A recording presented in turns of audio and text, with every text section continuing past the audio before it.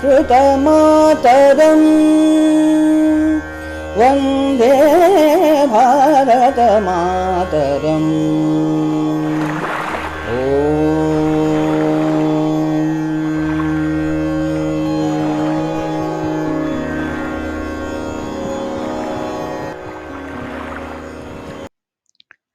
नमो नमः।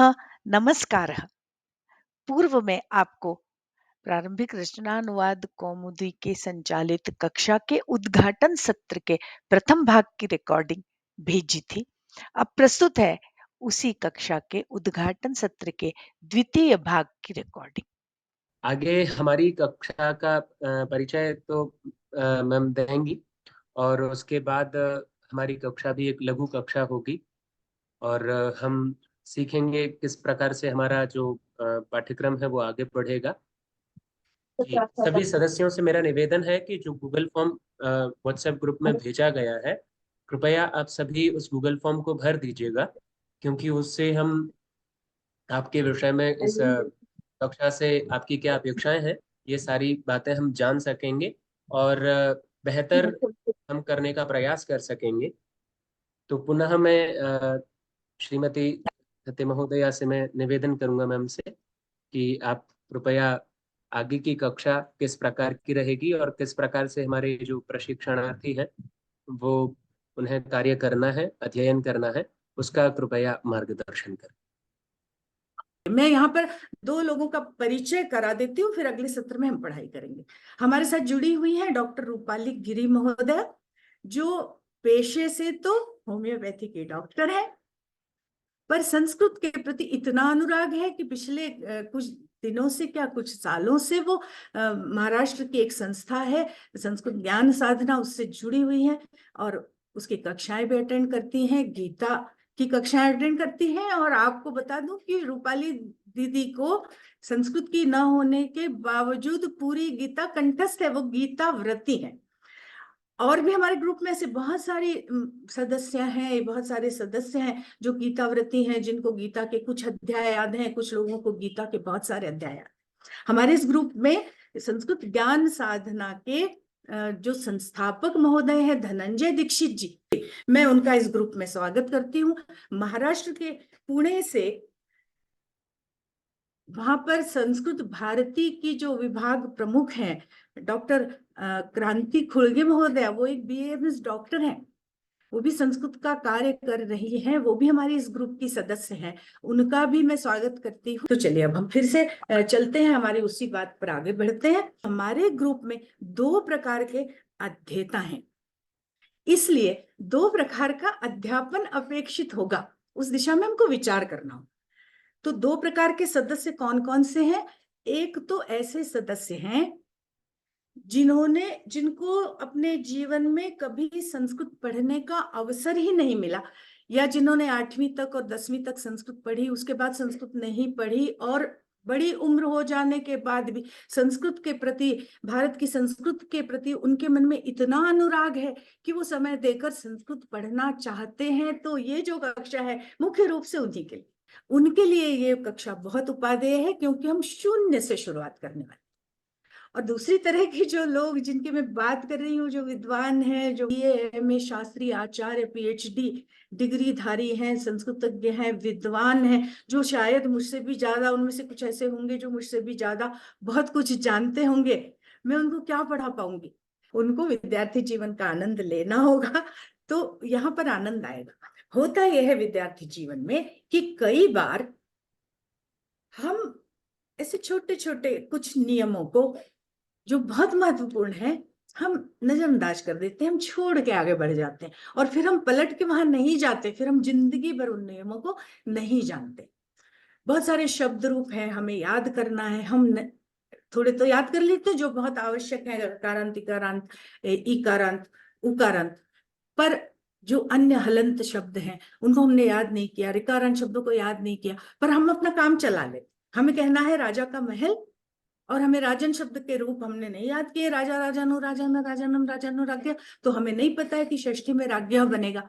तो हम एक सरल तरीका निकाल लेते हैं कि राजा का एक पर्याय ले लो, नृप, और नृप जो अकारांत शब्द है उसमें षष्ठी लगा दो, नृपस्य प्रासादः, हमें कहना है बालक पिता के साथ जाता है। अब पितृ शब्द के रूप चलाने हमने याद नहीं किए, पिता पितरो पितृ पितृ पितरो पितृ। अब तृतीया में बनेगा पित्रा, हमें नहीं आता पर हमारा काम हम चला लेते हैं। हम पिता का एक पर्याय ले लेते जनक, और हम उसको बालक की तरह चला लेते हैं और कहते हैं बालकः जनकेन सह गच्छति। पिता को नमस्कार है, माता को नमस्कार है। अब मातृ शब्द माता मातरौ मातरौ हमको नहीं आता, तो हम माता का जो है पर्याय ढूंढ लेते, अम्बा जननी जननी नमः, अम्बायै नमः, और हम काम चला जाते हैं और चला लेते हैं, और वो जो कुछ था वो छूट ही जाता है। फिर बाद में हम पलट के वहां नहीं जाते। बहुत सारी धातुएं 10 गण में, उन 10 गणों की धातुएं हमने नहीं पढ़ी, हमको भादिगण में ही हमारा काम चल गया। हमने आत्मनेपदी धातुएं नहीं पढ़ी, हमने बहुत सी ऐसी धातुएं जिनके क्या बोलते हैं लृट लकार में क्या रूप बनेंगे हमने कभी विचार ही नहीं। और नम धातु में सह नमति, और हमें जब लृट लकार में प्रयोग करना है तो हम कर देते सह नमिष्यति, जबकि नमिष्यति बनता नहीं है, नत्स्यति बनता है। हमने रूप याद किए हैं, पठति पठता पठंती, और हम दा धातु का प्रयोग कर रहे हैं तो हम कहते हैं ददंती, तो बहुवचन में ददंती बनता नहीं है, ददति बनता। बहुत सारे ऐसे हैं, पृच्छ धातु का भविष्य काल में रूप बनता है प्रक्षति, नर्त्स्यति, है ना। इस तरह के वत्स्यति, प्रक्षति, स्प्रक्षति, स्पृश धातु का रूप चलेगा स्प्रक्षति, स्प्रक्षतः, स्प्रक्षन्ति।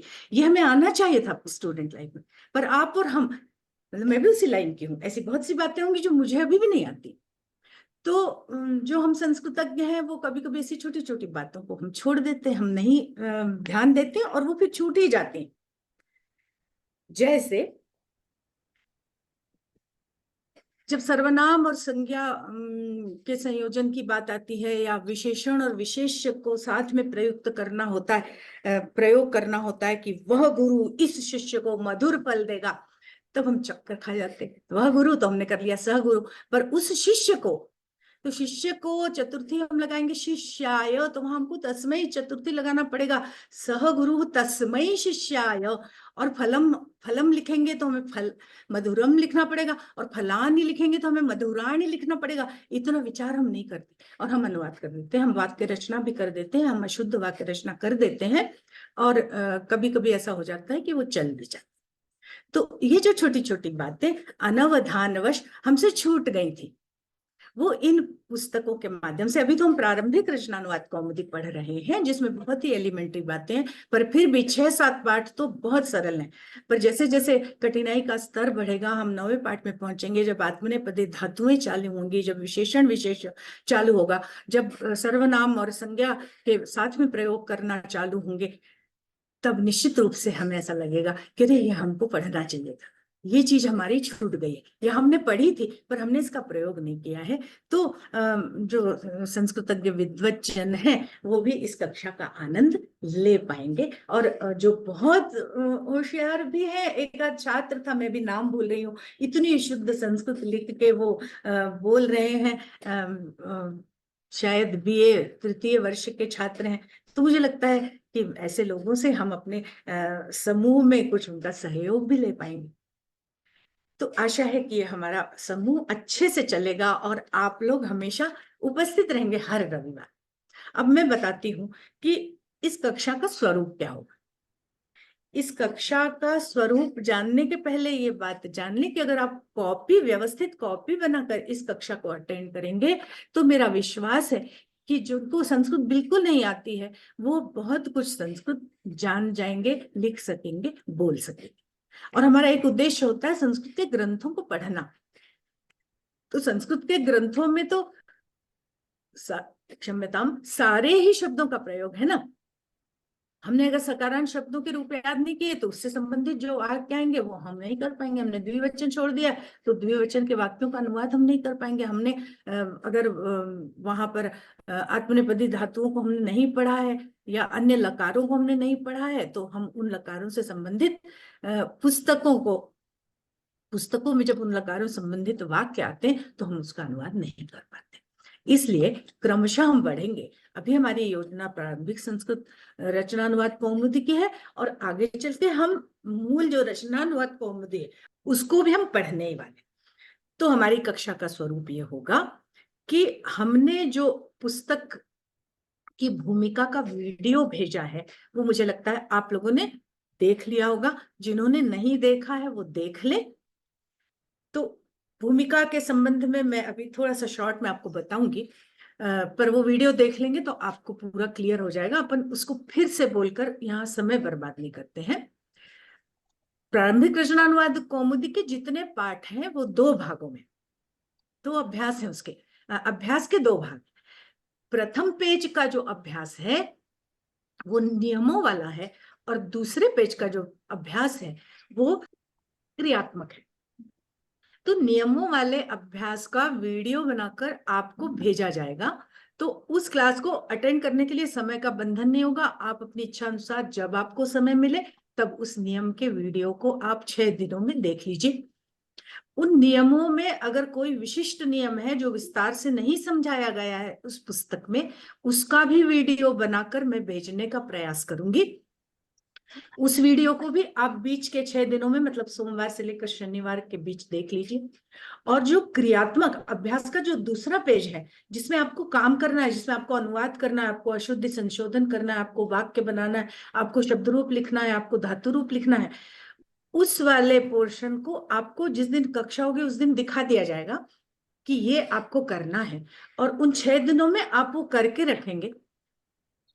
फिर हम जिस दिन क्लास लेंगे उस दिन हम वो भाग उठाएंगे अभ्यास का, और हम क्रियात्मक यहाँ पर ऑनलाइन प्रत्यक्ष रूप से उन सारे प्रश्नों को हल करने के साथ ही उस तरह के बहुत सारे वाक्यों का हम अभ्यास करके उतनी बात हम पक्की कर लेंगे।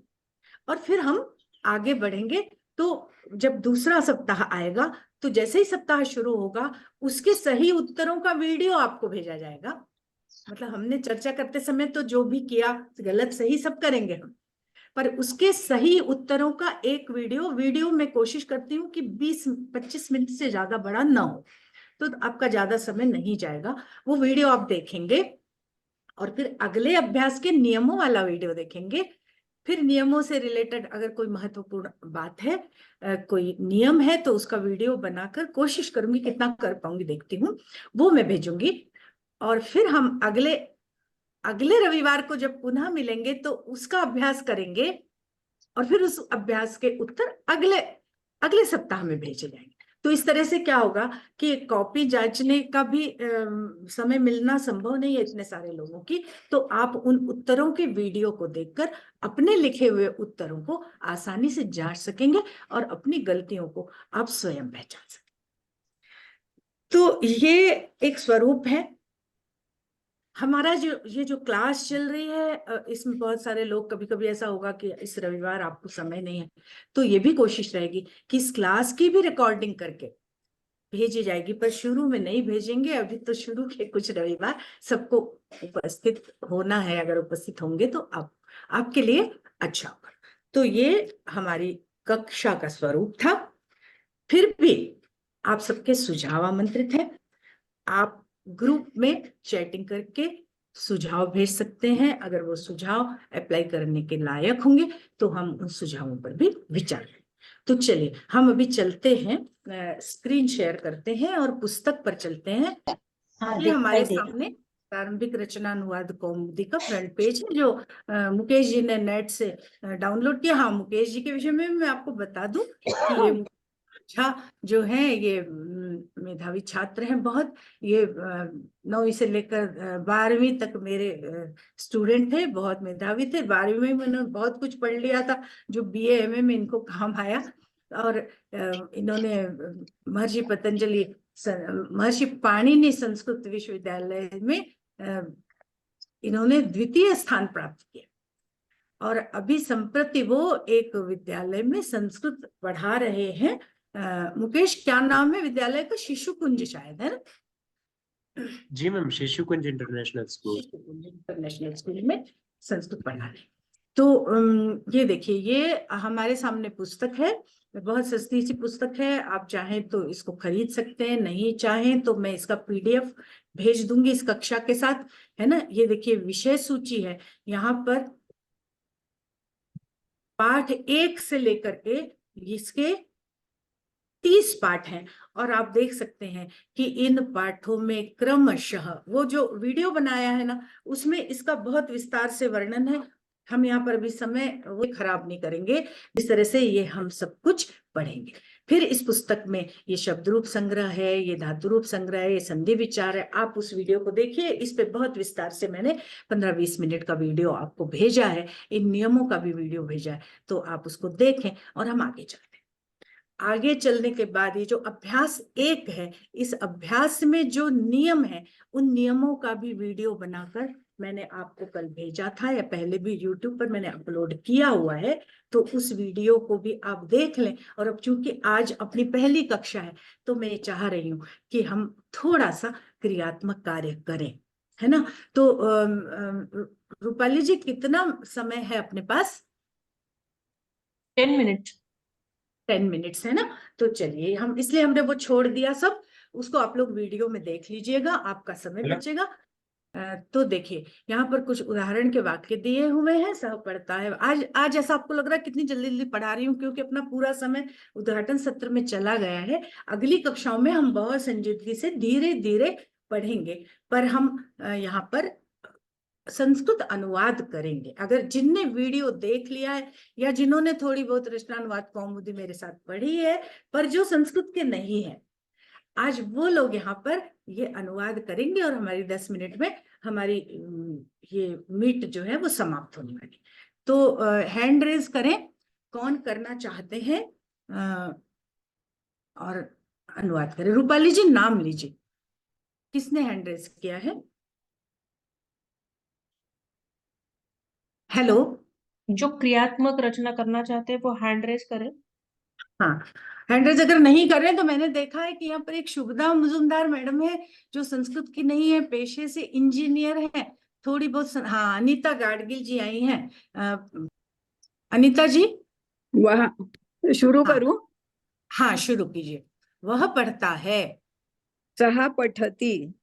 सह पठति, बहुशोभनम। वह हंसता है। सह हसति। अच्छा, ये इनसे मैं 5 वाक्य करा रही हूँ। अगली वाक्य रचना करने के लिए शुभदा जी आप तैयार रहिए। बालक पढ़ता है। बालकः पठति। बहुशोभनम। राम गांव जाता है। यहाँ पर हम केवल लट लकार प्रथम पुरुष के एक वचन के वाक्य यहाँ पर बना रहे हैं। हाँ, राम गांव जाता है। रामः ग्रामं गच्छति। रामः ग्रामं गच्छति। और बालक विद्यालय जाता है। बालकः विद्यालयं गच्छति। बहुशोभनम, बहुशोभनम भगिनी, आपने बहुत अच्छा अनुवाद किया है। चलिए, अब शुभदा जी, आप तैयार हैं अनुवाद करने के लिए? हाँ, मैं तैयार। हाँ, तो अब हम एक वचन के वाक्य हम बना चुके, अब हम ख में चलते हैं और 2 वचन के वाक्य बनाएंगे, है ना। सहतौते 2 वचन में बनते हैं, सहतौते। और पठति सहतौ और पठति पठतः पठन्ति में द्विवचन में बनता है पठतः। हाँ, तो चलिए यहाँ आप वाक्य बनाइए। वे दोनों पढ़ते हैं। तौ पठतः। तौ पठतः, बहुशोभनम। वे दोनों कहाँ जाते हैं? कहाँ के लिए हमने अव्यय पढ़ा? कुत्र। तौ हाँ, कुत्र गच्छतः। तौ कुत्र गच्छतः, बहुशोभनम। 2 बालक हंसते हैं। बालकौ हसतः। हसतः, 2 मनुष्य। अगला तैयार रहिए, कौन कर रहे हैं? अच्छा, परीक्षित जी को करना ही है, ठीक है। 2 मनुष्य गांव जाते हैं। मनुष्यौ ग्रामं गच्छतः। ठीक है, तो अब परीक्षित जी आप कीजिए। अब हम ग को करेंगे, है ना। ग करेंगे, जिसमें अब हमें प्रथम पुरुष बहुवचन के वाक्य बनाने हैं। वे सब पढ़ते हैं। ते सर्वे पठन्ति। ते सर्वे पठन्ति, शोभनम। सब बालक हंसते हैं। सर्वे बालकाः हसन्ति। सर्वे बालकाः हसन्ति। ठीक है, आपने सर्वे शब्द का प्रयोग किया है, पर यहाँ पर चूंकि आप पहले संस्कृत जानते हैं, इसलिए आप जानते हैं कि सर्व जो शब्द है उसका सर्वः सर्वौ सर्वे रूप चलता है, पर यहाँ पर सब बालक का अभिप्राय है कि बालक को बहुवचन में ले जाना है, क्योंकि पहले पाठ में अभी सर्वनाम नहीं सिखाया। तो बालकाः हसन्ति, है ना, वे सब पढ़ते हैं, जी। मतलब ते पठन्ति। वे सब मनुष्य गांव जाते हैं। मनुष्याः ग्रामं गच्छन्ति। ग्रामम गच्छन्ति। चलिए अगले आइए, कौन कर रहे हैं? किसी ने हैंड रेस किया है या कोई प्रयत्न करना चाहता है? बिल्कुल संकोच छोड़ दीजिए। यहाँ जितनी गलतियां होंगी ना, उतना हम लोगों को सुधारने का मौका मिलेगा।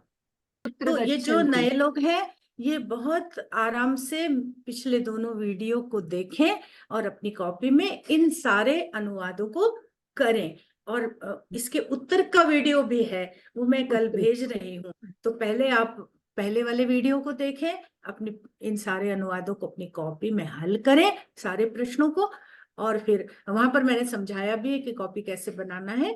आप 2 कॉपियां भी बना सकते हैं। एक कॉपी में आप शब्दकोश और शब्द रूप, धातु रूप इत्यादि लिख सकते हैं, और दूसरी कॉपी में आप केवल अनुवाद कर सकते हैं। अब हमारा समय बिल्कुल 2 मिनट बचा है, इसलिए मैं मुकेश जी को सूत्र दे रही हूँ कि वो शांति पाठ कराएं।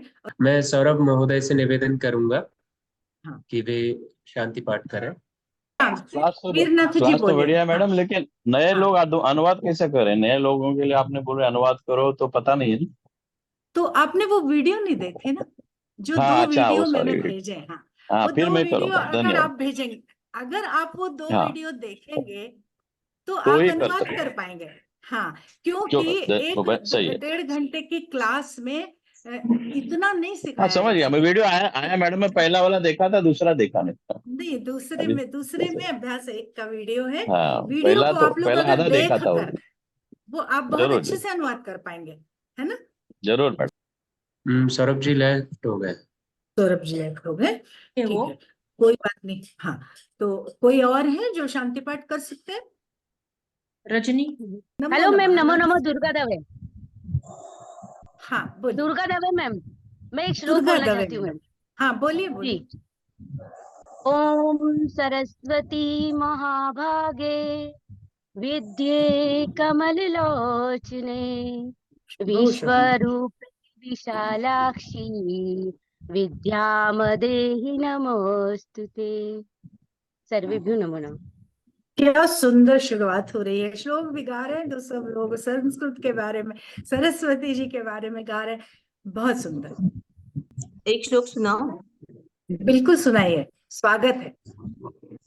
नमस्ते शारदे देवी सरस्वती मतिप्रदे वसत्वं मम जिह्वाग्रे सर्वविद्या प्रदा भव।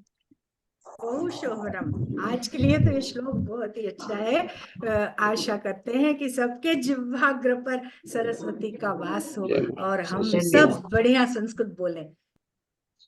मैं श्री कृष्ण का एक श्लोक बोल सकती हूँ? बिल्कुल बिल्कुल देवड़े जी। प्रतिभा मैडम बोलिए। हाँ, चलिए कस्तूरी तिलकल्ललाट पटले वक्षस्थले कौस्तुभम् नासाग्रे वरमौक्तिकं करतले वेणुकरे कङ्कणम् सर्वाङ्गे हरिचन्दनं सुललितं कण्ठे च मुक्तावली गोपस्त्री परिवेष्टितो विजयते गोपाल चूड़ामणि। गोपाल कृष्ण भगवान की जय। जय। बहुशोभनम। आज हम यहीं पर अपनी कक्षा को समाप्त कर रहे हैं, है ना? तो सभी का हृदय से बहुत बहुत धन्यवाद। इतनी संख्या में संस्कृत पढ़ने की इच्छा आप लोगों ने दिखाई, तो मुझे बहुत अच्छा लगा। अब बस ये प्रकल्प आगे चलता रहे, इसके लिए मैं निवेदन करती हूँ कि जितने लोग जुड़े हैं वो जुड़े रहें, और अपने जो सचमुच संस्कृतानुरागी लोग हैं, संस्कृत सीखना चाहते हैं, वो उनको भी आप इस ग्रुप में जोड़ सकते हैं। हाँ रजनी जी। ओम ॐ सर्वे भवन्तु सुखिनः सर्वे सन्तु निरामयाः सर्वे भद्राणि पश्यन्तु मा कश्चित् दुःखभाग् भवेत् ॐ शान्ति शान्ति शान्तिः। धन्यवादः। नमो नमः। पुनर्मिलामः। जयतु संस्कृतं, जयतु भारतम्।